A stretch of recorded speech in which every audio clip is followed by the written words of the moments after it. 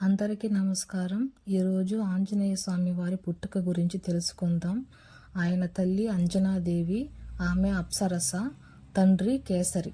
అంజనాదేవి గత జన్మ కథతో ఆంజనేయ స్వామి వారి పుట్టుక ముడిపడి ఉంటుంది. ఒక ముని తపస్సుకు తపోభంగం కలిగించినందున అంజనాదేవి శపించబడింది. ఆమె బాల్యంలో కాళ్ళు ముడుచుకొని ధ్యానం చేస్తున్న కోతిని చూసి ఆశ్చర్యంతో, ఉత్సాహంతో చిన్నపిల్ల అయిన అంజనాదేవి ఆ కోతిపైన పండ్లను విసిరింది.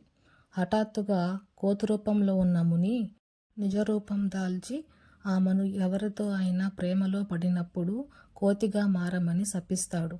అప్పుడు తన తప్పును తెలుసుకున్న అంజనాదేవి క్షమించమని అడిగింది.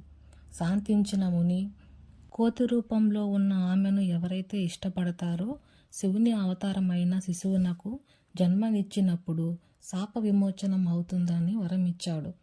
అంజనాదేవి శివునికి కఠినమైన తపస్సును చేసింది. అప్పుడు పరమశివుడు ప్రత్యక్షమై ఆమె ముందుకు వచ్చి ఇలా అన్నాడు: నీ తపస్సు నన్ను ప్రసన్నవంతుణ్ణి చేసింది.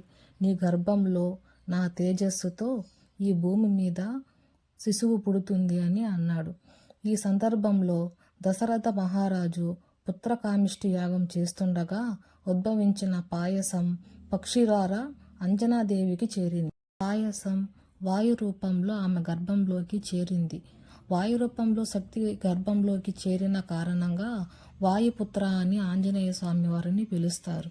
శంకర సువన అనే నామానికి అర్థం ఏమిటి అంటే శివుని అంశతో జన్మించినందున శంకర సువన అనే పేరు ఆయనకు వచ్చింది.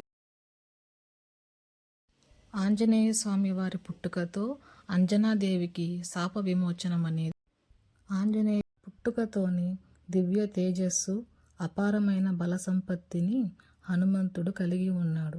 చిన్నతనంలో ఆకలితో ఉదయిస్తున్న సూర్యుని చూసి పండు అనుకొని పట్టుకోవడానికి ఆకాశంలోకి ఎగిరాడు.